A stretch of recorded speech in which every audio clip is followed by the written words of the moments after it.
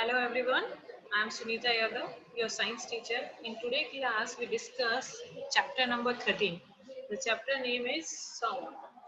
First, when we hear the word of sound, so then after one question arises, what is sound? Sound क्या चीज होती है ना? So sound is a form of energy which produce a sensation of hearing in our eyes. Sound क्या चीज है? Sound एक energy है. एनर्जी इस फॉर्म ऑफ एनर्जी. आप और एनर्जी के नेम जानते हैं? जैसे काइनेटिक एनर्जी, है ना? उसी के जैसे काइनेटिक एनर्जी हो गया, potential energy, electrical energy, light energy. आपने ये सारी एनर्जीज के नेम सुने होंगे, है ना? तो सेम जैसे वो एनर्जी होती है उसी तरीके से एक साउंड एनर्जी भी होती है. ठीक है, तो साउंड एनर्जी भी होगी अगर, तो उसमें देखिए साउंड क्या है? एक फॉर्म है एनर्जी का. जैसे हीट एनर्जी होती है, जैसे लाइट एनर्जी होती है, सेम उसी तरीके से. ठीक है, it is cause a sensation of hearing in a year. आप किससे सुनते हो? आप जो साउंड यूज करते हो वो किससे सुनाई देता है? ठीक है, तो आप इससे सुनते हो कैसे? भी कोई पर्सन बोलेगा, आप अपने ईयर से सुनाई देते हो. वो जो सुनना है, वो जो सेंसेशन है, उसी को हम क्या बोल रहे हैं? साउंड बोल रहे हैं. It's clear. नेक्स्ट है वाइब्रेशन इज. अब इसके अंदर देखिए आपको बहुत सारी एग्जांपल्स दिए हुए हैं. जैसे how do you come to know that a period in over in your school. आपको कैसे पता पड़ता है कि कब पीरियड क्या हो गया है? ऑफ हो गया है.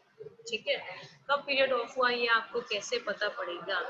जैसे कि भाई बेल रिंग होती है जब हमें पता पड़ता है कि पीरियड क्या हुआ है? ऑफ हुआ है. You come to know easily that someone is that to your door when he knocks और you hear the sound to door bell. कोई भी आपके घर के बाहर आता है तो क्या करता है? डोर को नॉक करता है, या आपकी जो डोरबेल है उसको पुश उसको बजाता है. तो आपको कैसे पता पड़ता है? आप उनके साउंड को हियर करते हो. ठीक है, तो उनकी जो साउंड की हियर है, तो आप उस बेल को या उस नॉक को आपको सुनाई देता है, तो उससे पता पड़ता है कि भाई हमारे डोर के बाहर कोई है. Most of the time you can make out that someone is approaching you by just hearing the footstep. कोई आपके आसपास हो रहा होता है ना? तो आप उसको धीरे धीरे उसके फुट स्टेप्स जो है उनकी आवाज से पता कर लेते हो कि हमारे बैक साइड में कोई है, हमारे पास में कोई है, या हमारे पास कोई चल के आ रहा है. You might have played a game. हम एक अभी भी खेलते होंगे, या बचपन में हम जो गेम खेलते हैं, ये गेम खेलते हैं कि हाइड एंड सीक वाला. इन दिस गेम में पर्सन ब्लाइंड फोल्डेड, एक पर्सन के क्या हो जाता है? ब्लाइंड फोल्ड कर देते हैं उनको, and has to catch the remaining player. बाकी जो प्लेयर्स होते हैं उनको उसको कैच करना होता है. क्लियर है? How is the blindfolded person able to guess which player is closest to her. तो आपने देखा होगा जब जिस भी पर्सन है जिसको ब्लाइंड फोल्ड किया हुआ है, उनको पता पड़ जाता है कि कौन सा प्लेयर उनके क्लोजेस्ट है और कौन सा प्लेयर उनसे दूर है. तो ये उनको कैसे पता पड़ता है कि भाई कौन पर्सन उनके पास में है और कौन सा पर्सन उनसे दूर है? Sound play important role in our life. कैसे पता पड़ता है? उनके फुट स्टेप से. फुट स्टेप पे वो आगे पीछे होते हैं, कुछ आवाज करते हैं, तो उस साउंड से ही हमें पता पड़ता है कि which player is closest of us. Sound play an important role in our life. Sound का बहुत इंपॉर्टेंट रोल है हमारी लाइफ में. It help us to communicate with one other. अगर देखिए साउंड ही नहीं होता तो क्या हम कुछ आवाज को एक दूसरे तक पहुंचा पाते? नहीं पहुंचा पाते ना. तो ये कम्युनिकेशन में, एक दूसरे से कम्युनिकेट करने में हमें क्या करता है? हेल्प करता है. We hear a variety of sound in our surrounding. हम अपने आसपास में इतनी वैरायटी देखते हैं साउंड में, किसी भी चीज की. अभी आप जहाँ पर भी होंगे, आपको मेरी आवाज आ रही है, पीछे से पेरेंट्स में या सिस्टर की आवाज आ रही होगी, पास में स्ट्रीट में से कोई गाड़ी जा रही होगी, है ना, कोई म्यूजिक बज रहा होगा, तो कोई चिड़िया बोल रही है. तो डिफरेंट टाइप के जो साउंड्स हैं हमारे सराउंडिंग में, बहुत वैरायटी होती है साउंड की. डिफरेंट डिफरेंट वैरायटी है साउंड की जो हमारे सराउंडिंग में होती है. Make a list of sound you here in your surrounding. आप एक लिस्ट भी प्रिपेयर कर सकते हैं कि भाई जो भी आपके सराउंडिंग में नॉइज आ रही है. In the music room of your school.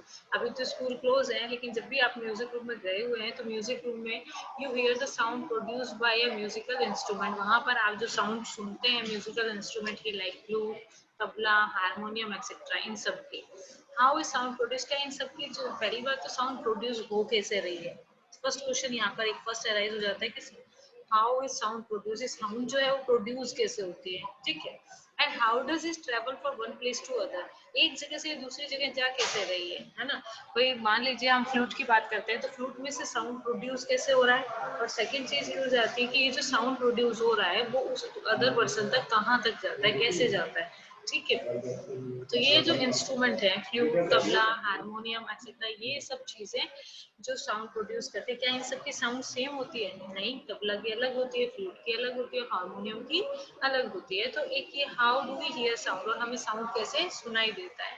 Why are some sounds louder than others, कैसे एक साउंड दूसरी साउंड से क्या है, लाउडर है, कुछ आवाज तेज होती है, कुछ आवाज कम होती है। We shall discuss such question in this chapter. इन सब क्वेश्चंस के जो आंसर्स है ना, हम इस चैप्टर में डिस्कस करने वाले हैं। वापस से क्वेश्चन देखते हैं कि हाउ इज साउंड प्रोड्यूस। सबसे मेन क्वेश्चन अभी के लिए जो है वो क्या है, कैसे साउंड प्रोड्यूस कैसे हो रहा है, और how does it travel one place to another, एक जगह से दूसरी जगह साउंड कैसे जा रहा है। How do we hear sound, हमें साउंड कैसे सुनाई देता है। Why are some sound louder than others, कैसे कंपैरिजन करें कोई भी दो साउंड का, तो उनमें से कोई साउंड लाउडर होगा, कोई कम लाउड होगा, तो इसका कंपैरिजन, और इन सब क्वेश्चंस का हम डिस्कशन करेंगे इस चैप्टर के अंदर। क्लियर, बहुत इंटरेस्टिंग चैप्टर है। Sound is produced by a vibrating body, जो साउंड है वो प्रोड्यूस होता है किसके थ्रू बेटा, वाइब्रेटिंग बॉडी किससे होता है। टच द स्कूल बेल, देखो जब स्कूल बेल जो है हैंग हुई है, जब उसको किसी ने उसके ऊपर हिट नहीं किया है, उस टाइम पे आप एक जो स्क्रू बेल है उसको टच करके देखो, अगर ठीक है, उसके बाद में एक पर्सन ने उस पर स्ट्राइक किया या हिट किया, ठीक है, आफ्टर दिस उसके बाद उसको स्ट्राइक करने के बाद में, ठीक है, तब उसको टच करके देखो, तो दोनों टच में, दोनों फील में क्या आपको कुछ डिफरेंस समझ में आता है। देखिए जब हमने बैल को, जब वो रैंग ही नहीं हो रही है, किसी ने उसको हिट नहीं किया है, तो उस टाइम पे हम जब बैल को टच करते हैं तो उसमें हमें कोई मूवमेंट नहीं दिखाई देता है, ठीक है। लेकिन जब कोई पर्सन उसके ऊपर हिट करता है, जब हम उसको टच करते हैं, तो उसके अंदर वाइब्रेशन प्रोड्यूस होता है, और आप उस वाइब्रेशन के कारण ही हम फील कर पाते हैं कि वो जो बेल है, स्कूल बेल है, उसके अंदर क्या प्रोड्यूस हो रहे हैं, वाइब्रेशन प्रोड्यूस हो रहा है, ठीक है। एक्टिविटी 13.1, हम फर्स्ट एक्टिविटी घर पे करके देख सकते हैं। स्कूल बेल नहीं है तो हम एक क्या कर सकते हैं, कोई भी स्टील का वेसल लिया, उसको बिल्कुल मिड में से बाइंड करके हमने इस तरीके से हैंग कर दिया, एक मेटल प्लेट ले ली या एक पैन ले लिया, hang it at a convenient place in such a way that it does not touch any wall, मतलब थोड़ी दूरी पे रखना है, इसके आसपास में कोई वॉल नहीं होनी चाहिए। नाउ स्ट्राइक इट, अब उसके ऊपर हम क्या करें, स्ट्राइक करें विद अ स्टिक, किससे, स्टिक से, ठीक है। डू यू हियर साउंड, क्या आपको कोई साउंड सुनाई देता है। टच द प्लेट और pan gently with your finger, do you feel the vibration. अब आपने जब उस पर स्ट्राइक किया है, आफ्टर दैट आपको साउंड भी प्रोड्यूस सुनाई देगी, और आप उसी टाइम पे अपने फिंगर्स को उस वेसल पे या मेटल प्लेट पे टच करके देखोगे, तो वाइब्रेशंस आपको दिखाई देंगे, है ना। Again strike the plate with the sting and hold it tightly with your hand. Immediately after strike, do you still hear the sound? अब वापस से क्या करो, उस प्लेट पे स्ट्राइक करो, hold it tightly with your hand, और उसको टाइट अपने हैंड से पकड़ लो इमीडिएटली उसी टाइम पे आफ्टर स्ट्राइकिंग, जैसे ही आपने स्ट्राइक किया, do you still here the sound, आपको लगेगा कि जैसे ही आपने उसको टाइटली अपने हैंड से पकड़ लिया है, उसका साउंड क्या हो जाता है, कम हो जाता है। Touch the plate after it stop producing sound, और टच करके रखें साउंड को कि जो उसे प्रोड्यूस करे। Can you feel the vibration now, क्या आप अभी भी वाइब्रेशन को क्या कर सकते हो, फील कर सकते हो। अब देखिए सर, नेक्स्ट है एक्टिविटी 13.2। अब एक रबर बैंड लेना है, ये आप सिंपल अपनी मैच स्टिक से भी करके देख सकते हो, नहीं आप इस तरीके से ज्योमेट्री बॉक्स में भी इस तरीके से रबर को प्लेस कर सकते हैं। हम इस तरीके से रबर को अरेंज करेंगे, एक तरफ हमने पेंसिल, सेकेंड तरफ पेंसिल, सेम इसी तरीके से हम क्या करें, अगर मैच स्टिक से करना चाहें तो हम मैच स्टिक से भी कर सकते हैं। सिंपल मैच स्टिक ली, उसके बिल्कुल बीच के अंदर हमने रबर को बाइंड कर दिया, फिर अपने फिंगर की हेल्प से उस रबर को थोड़ा सा मूव कराते हैं, ठीक है, जैसे ये अब इसको मूव करा रहे हैं, ठीक है। तो हम देखेंगे वो रबर जो है उसमें से कोई हल्की सी साउंड प्रोड्यूस होना स्टार्ट हो जाएगी, कि क्योंकि वो जो बैंड है, ये जो रबर बैंड है वो क्या करना स्टार्ट कर देगा, वाइब्रेट होना स्टार्ट हो देगा, ठीक है। तो एक्टिविटी 13.2 में क्या बात कर रहे हैं, take a rubber band, put it around the longer side of a pencil box, insert two pencil between the box and the stretch rubber. Now plug the rubber band somewhere in the middle, हम उसमें plug करेंगे rubber को middle में से। Do you here any sound, क्या आपको कोई sound सुनाई देता है, बिल्कुल हमें साउंड सुनाई देगा, we can hear, we hear a sound. Does the band vibrate, क्या बैंड वाइब्रेट कर रहा है, यस बैंड क्या करता है, वाइब्रेट करता है इस पोजीशन पे। as you learn in class 7, the to and fro or back and forth motion of an object is called vibration. Vibration हम किसको बोलते हैं? कोई भी मूवमेंट है ऊपर नीचे आगे पीछे इस तरीके से किसी भी एक डायरेक्शन में, या तो वो ऊपर नीचे हो सकता है या वो आगे और पीछे लेफ्ट या राइट डायरेक्शन में मूव हो सकता है, उसको ही हम क्या बोलते हैं? वाइब्रेशन बोलते हैं। तो here a definition of vibration, the to and fro or back and forth motion of an object is called a vibration। इसी को क्या बोला है? वाइब्रेशन बोला। When a tightly stretched band is plucked, when it vibrate and produce sound, when it stop vibrating, जैसे ही वो जो rubber है जिसको हमने स्ट्रेच किया था वो वाइब्रेट होना स्टॉप कर देगा, it does not produce any sound. जैसे ही वाइब्रेट होना बंद करता है वैसे ही साउंड प्रोड्यूस होने भी क्या हो जाती है? बंद हो जाती है। तो देखिए 13.1 और 13.2 जो है उसमें सिंपल चीज क्या आ रही है कि जो साउंड है वो प्रोड्यूस कर रहा है। क्या प्रोड्यूस कर रहा है? साउंड जो प्रोड्यूस हो रहा है वो किसके कारण से प्रोड्यूस हो रहा है? Vibrating body. जिस भी बॉडी के अंदर वाइब्रेशन होगा वो साउंड प्रोड्यूस करती है। देखिए एक सिंपल हम एग्जांपल ले लेते हैं, यहाँ से व्हाइट बोर्ड पे समझते हैं। सपोज करते हैं कि ये हमारी स्कूल बेल है, ठीक है। स्कूल बेल से स्ट्राइक करेंगे, स्कूल बेल से साउंड प्रोड्यूस होगा और ये हिलना स्टार्ट हो जाती है। कई बार हमें ये ऑब्जेक्ट्स जो हैं वाइब्रेशन होते हुए नहीं दिखाई देते हैं क्योंकि वो जो टू एंड फ्रो मूवमेंट हो रहा होता है ना वो बहुत ही कम हो रहा होता है, लेकिन होता है इसी वजह से इसमें वाइब्रेशंस आते हैं। अब बात आ रही है कि ये जो वाइब्रेशन है ये हम तक साउंड कैसे प्रोड्यूस कर रहा है। अभी हमें ये तो पता पड़ गया कि भाई हमने बेल को स्ट्राइक किया, तो बेल स्ट्राइक करने का मतलब साउंड क्या हो गया बेटा? प्रोड्यूस हो गया। बेल स्ट्राइक करने का मीनिंग क्या हो गया? साउंड प्रोड्यूस हो गया। सेम यहीं पर यू सपोज करते हैं कि ये कोई पर्सन है, ठीक है, कोई मैन है। अब जैसे ही हम इस बेल को स्ट्राइक करते हैं ये वाइब्रेट होना स्टार्ट होती है, और जैसे ही ये वाइब्रेशन होता है जो ये मैं अपनी डॉट डॉट बनाई ये क्या है बेटा? एयर मॉलिक्यूल्स है। क्या है ये? Air molecules. हमें पता है ना जो तीनों स्टेट होती है सॉलिड लिक्विड और गैस जो होती है सब मॉलिक्यूल से मिलके बने होते हैं। तो सेम वैसे ही एनवायरमेंट में इस बेल और हमारे इस मैन के बीच में क्या है? एयर है, ठीक है। तो ये बेल जैसे ही पहले क्या करती है इस तरीके से दोनों डायरेक्शन में मूव कर रही होती है, ठीक है। उसके जैसे ही ये बेल मूव करेगी एयर के जो ये पार्टिकल्स हैं यहाँ पर ये मूव करना स्टार्ट कर देते हैं, ठीक है। फर्स्ट रो जो है जिसको मैं रेड कलर से कर रही हूँ सपोज करते हैं वो क्या करते हैं? मूव करना स्टार्ट कर देती है। अब जैसे ही बेल स्टार्ट हुआ पहले वाइब्रेट होना, आफ्टर दैट फर्स्ट रो जो है एयर मॉलिक्यूल की वो वाइब्रेट होना स्टार्ट होती है। धीरे धीरे ये फर्स्ट रो वाइब्रेट होती है, then after second row vibrate होना स्टार्ट होती है, then after third row vibrate होती है, then after fourth row vibrate होती है, then after fifth six seventh ये जितनी भी रो है आपस में एक दूसरे को वाइब्रेशन के थ्रू कहाँ तक पहुंचती है? जो भी पर्सन तक वो आवाज जाती है वहां तक पहुंचती है। आपको ये भी ध्यान होगा कि भी मैन या पर्सन कोई भी है किसी भी साउंड को सुनेगा तो कौन सी जगह से सुनेगा? ईयर से सुनेगा। और ईयर के अंदर और भी स्ट्रक्चर्स होते हैं लेकिन मैं अभी ईयर ड्रम की बात कर रही हूँ आपसे, ठीक है। तो ये जो हमारा पूरा ईयर होता है वो यहाँ से जो वाइब्रेशन है वो अंदर आती है। यहाँ पे ये चीज जो है वो क्या है बेटा? ईयर ड्रम है। क्या चीज है बेटा? Ear drum. ईयर ड्रम, ठीक है। अब इस ईयर ड्रम पे ये जो वाइब्रेशंस हैं ये वाइब्रेशंस आकर यहाँ पर वाइब्रेट करना स्टार्ट कर देती हैं, ठीक है। तो ये जो एयर मॉलिक्यूल्स थे यहाँ पर वो क्या करना स्टार्ट कर देंगे? यहाँ पे वाइब्रेट करना स्टार्ट कर देते हैं, ठीक है। एक सेकेंड। तो ये जब यहाँ पर ईयर ड्रम पे वाइब्रेट करना स्टार्ट कर देते हैं यही वाइब्रेशंस हमारे ईयर से होते हुए हमारे ब्रेन तक जाती है और हमें वो आवाज सुनाई देती है। तो यहाँ पर बस ये चीज क्लियर करना चाह रहे हैं कि जो भी साउंड प्रोड्यूस हो रही है वो किस चीज से हो रही है बेटा? वाइब्रेशंस है। और वाइब्रेशंस जो है एयर मॉलिक्यूल्स के through one place to another person. हमारा सेकंड क्वेश्चन क्या था? फर्स्ट क्वेश्चन तो क्या था कि साउंड कैसे प्रोड्यूस हो रही है। देखिए इस लाइन में हमने रीड किया था how is sound produce, sound कैसे प्रोड्यूस हो रही है। तो अवर आंसर है साउंड कैसे प्रोड्यूस हो रही है? Because of vibration, due to a vibration, ठीक है।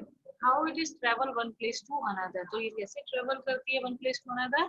जो सुनने वाला पर्सन है और जहाँ से साउंड प्रोड्यूस हो रही है उनके बीच में जो भी मॉलिक्यूल्स हैं उन मॉलिक्यूल वाइब्रेशन से एक मॉलिक्यूल से अदर से अनदर मॉलिक्यूल ट्रांसफर होते हैं और अनदर पर्सन को हमारी जो साउंड है वो सुनाई देती है। I think it's clear. Okay, next activity is activity 13.3। देखिए बेल तो फिर भी रैंक होते हो, देखिए आपने म्यूजिक सिस्टम देखा है। म्यूजिक सिस्टम के अंदर बताओ क्या होता है। म्यूजिक सिस्टम के अंदर भी आपने एक कोन शेप का स्पीकर देखा होगा। देखा है आपने कोन शेप का स्पीकर? उसके अंदर देखिए, जैसे ये मान लीजिए आपका स्पीकर होता है, उसके बीच में बिल्कुल सेंटर में इस राउंड कलर का कॉनिकल शेप का यहाँ पर कॉनिकल बना होता है, ठीक है। वो कॉनिकल जो होता है, जैसे ही इसमें म्यूजिक बजता है वो थोड़ा थोड़ा वाइब्रेट होना स्टार्ट हो जाता है, ठीक है। हमें फील नहीं होता क्योंकि वाइब्रेशंस क्या होते हैं इसमें, बहुत ही कम वाले, बहुत कम अप एंड डाउन होते हैं, लेकिन वाइब्रेशंस होते हैं, ठीक है। चलिए नेक्स्ट अपना activity 13.3। Take a metal dish, pour water in and strike it at its edge with a spoon. Do you hear a sound? Again strike the dish and then touch it. Can you feel the dish vibrating? Strike the dish again. Look at the surface of water. ठीक है, सबसे पहले हमने क्या लिया, एक metal dish ले लिया, ठीक है, उसमें वाटर को पोर करते हैं। Strike it at its edges with a spoon. अब उसके एजेस को हमने क्या किया, स्पून से स्ट्राइक किया। आपको साउंड सुनाई दे रही है? Yes. Again strike the dish and then touch it, और वापस उसको स्ट्राइक करो और वापस उस मेटल की डिश को अपने हाथों से पकड़ लो। Can you feel the dish vibrating? क्या आप फील कर पा रहे हो कि वो जो डिश है, जो मेटल डिश है, वो वाइब्रेट कर रही है? Strike this again, look at the surface of water. जैसे आप स्ट्राइक करते हो, आप वाटर की सरफेस को देखो, उसमें सर्कुलर वेव्स बनना स्टार्ट हो जाती है। Now hold the dish. अब जैसे ही उसको पकड़ते हैं, वाइब्रेशन होना बंद हो जाता है और वो वेव्स बननी बंद हो जाती है। Can you explain the change? is there is hint to connect the sound with the vibrations of the body। देखिए जब भी आप ऐसे इस तरीके की प्लेट में इसके कॉर्नर के एज पर जैसे ही स्पून से स्ट्राइक करोगे, स्ट्राइक करते ही इसके अंदर वाइब्रेशन प्रोड्यूस होना स्टार्ट हो जाता है, और इस वाइब्रेशन प्रोड्यूस होने के कारण इसके अंदर राउंड राउंड कलर की वेव्स आपको इजीली दिखाई देंगे। ये वेव्स इसलिए बन रही है, हमने स्पून को पानी के अंदर तो नहीं स्ट्राइक किया, हमने कहाँ पर स्ट्राइक किया, बिल्कुल इस मेटल की इस एज पे स्ट्राइक किया, ठीक है। ये प्रैक्टिकल तो आप घर पे भी कर सकते हो, ठीक है। तो उसके कारण क्या होगा, इसके वाटर के अंदर राउंड राउंड वेव्स बनना और पानी अप एंड डाउन होना स्टार्ट हो जाएगा। यानी कि हम किसी भी चीज को स्ट्राइक कर रहे हैं तो उससे क्या प्रोड्यूस हो रही है, वाइब्रेशन प्रोड्यूस हो रही है। देन आफ्टर वो जो भी ऑब्जेक्ट है वो क्या कर रहा है, साउंड प्रोड्यूस कर रहा है। We see that a vibrating object produce sound. In some cases, the vibration are easily visible to us. जैसे कुछ केसेस में तो हमें वाइब्रेशन बहुत इजीली दिखाई दे रहा है। कौन से केस में इजीली दिखाई दे रहा है? देखो मैच स्टिक लिया था या हमने ज्योमेट्री बॉक्स लिया था, उस पर रबर स्ट्रेच करके अपने प्लेस कर दिया, उस रबर को हमने प्लग करके वापस छोड़ा, तो वो जो रबर अप एंड डाउन या आगे पीछे की तरफ जो मूव हो रहा है वो हमें इजीली विजिबल है। जैसे वाटर वाली ये मेटल प्लेट की, मेटल डिश वाली बात करते हैं, स्पेस स्पून हम एज पे स्ट्राइक करते हैं तो तब भी हमें जो वाइब्रेशंस है बहुत इजीली दिखाई देते हैं। तो yes, but in most cases their amplitude is so small then we can not see them, however we can feel them. कई बार क्या होता है, इनके एम्पलीट्यूड बहुत कम होता है, बहुत स्मॉल होता है, उसके कारण से हम क्या नहीं कर पाते हैं, इनको प्रॉपर देख नहीं पाते, किसे, वाइब्रेशंस को फील नहीं कर पाते। लेकिन जब भी हमें कोई साउंड प्रोड्यूस हो रहा है, दैट मीन्स उस ऑब्जेक्ट के अंदर क्या प्रोड्यूस हो रही है, वाइब्रेशंस प्रोड्यूस हो रही है, क्योंकि विदाउट वाइब्रेशन साउंड प्रोड्यूस नहीं होती है। इसलिए विदाउट वाइब्रेशन साउंड प्रोड्यूस नहीं होती है। क्लियर? चलिए अब बात आ रही है एम्पलीट्यूड क्या होता है। एम्पलीट्यूड देखिए क्या होगा, कोई भी वाइब्रेशन है, कोई भी ऑब्जेक्ट हुआ, अप डाउन ये हुआ, या आगे या पीछे हुआ, ये जितना आगे या पीछे होता है या जितना अप एंड डाउन होता है, किसी चीज को उसको एम्पलीट्यूड बोलते हैं। अभी के लिए आप एम्पलीट्यूड इतना ही समझिए, थोड़ा सा चैप्टर आगे जाएगा जब एम्पलीट्यूड, फ्रीक्वेंसी, टाइम पीरियड वो सब चीजें हैं तब हमें और क्लियर होगा। अभी हम सिर्फ वाइब्रेशन कितनी स्पेस में, कितनी ज्यादा जगह पे हो रहा है, कितना अप एंड डाउन हो रहा है, या कितना लेफ्ट राइट डायरेक्शन में मूव हो रहा है, सिर्फ ये एम्पलीट्यूड से हमें पता पड़ता है। तो जिसमें वाइब्रेशन ज्यादा है यानी उसका एम्पलीट्यूड ज्यादा हो रहा है, जिसका वाइब्रेशन कम है मीन्स उसका एम्पलीट्यूड क्या है बेटा, कम। ठीक है। Next activity 13.4। एक्टिविटी 13.4 की होलो कोकोनट शेल। जो ये कोकोनट की शेल है उससे हम इस इंस्ट्रूमेंट का नेम है इकतारा, ठीक है। तो ये कोकोनट की शेल को यूज करके और कुछ स्टिक्स को यूज करके और थ्रेड को यूज करके हम ये इकतारा घर पर भी बना सकते हैं। तो ट्राई, आप ट्राई करना, अगर आपसे बनता है तो मेरे पास पिक भेजना। Take a hollow coconut shell and make a musical instrument इकतारा। एक hollow coconut shell लेंगे और उससे हम क्या करते हैं, एक इकतारा म्यूजिकल इंस्ट्रूमेंट को बनाते हैं। ठीक है, ये जो राउंड है ना, ये कोकोनट शेल है। ठीक है, you can also make it with the help of an earthen pot, या आपके पास में सपोज करते हैं कोकोनट अगर नहीं है तो आप जो थोड़े बड़े साइज का जो दिया होता है आप उसको भी इसके अंदर यूज कर सकते हो। ठीक है, play this instrument and identify vibrating part. आप इससे प्ले करो, खेलो और हमें बताएं कि इसमें कौन सा पार्ट जो है वो वाइब्रेटिंग होगा। देखिए, ये जो आपको वुडन का स्ट्राइक दिख रही है, ये कौन से, ये यहाँ से लेकर यहाँ तक एक थ्रेड है। इसके अंदर सिर्फ एक वायर या एक स्ट्राइक एक ही होती है, एक ही थ्रेड होता है, इसीलिए इसका नाम क्या लिख रखा हुआ है, एक तारा रखा हुआ है। तो आप जब अदर स्टिक से इसके ऊपर बजाएंगे तो वाइब्रेशंस किसके ऊपर होएगा बेटा, इस थ्रेड के ऊपर ही तो होएगा। ये जो है तार जो इस पे बाइंड हुआ हुआ है उसी पे तो होगा। तो वाइब्रेटिंग चीज क्या है, वायर पे। Make a list of familiar musical instrument. आप एक लिस्ट बनाए कि आप जिन जिन इंस्ट्रूमेंट से फैमिलियर हो। ठीक है, and identify there vibrating part. A few example are given in table, complete rest of the table। तो ये जो आपका 13.1 की जो टेबल है, आप उसके अंदर उसके वाइब्रेटिंग पार्ट और साउंड का नेम बताएं। जैसे वीणा है, उसमें स्ट्रेच स्ट्रिंग जो है वो साउंड करती है। तबला में स्ट्रेच मेम्ब्रेन जो है वो साउंड करता है। ठीक है, सेम इसी तरीके से आप फ्लूट ले लो तो फ्लूट में जो बॉल्स होते हैं वो साउंड करते हैं। सितार के अंदर भी स्ट्रिंग साउंड करते हैं, है ना। तो ये सब चीजें आप इस लिस्ट को प्रिपेयर कीजिएगा।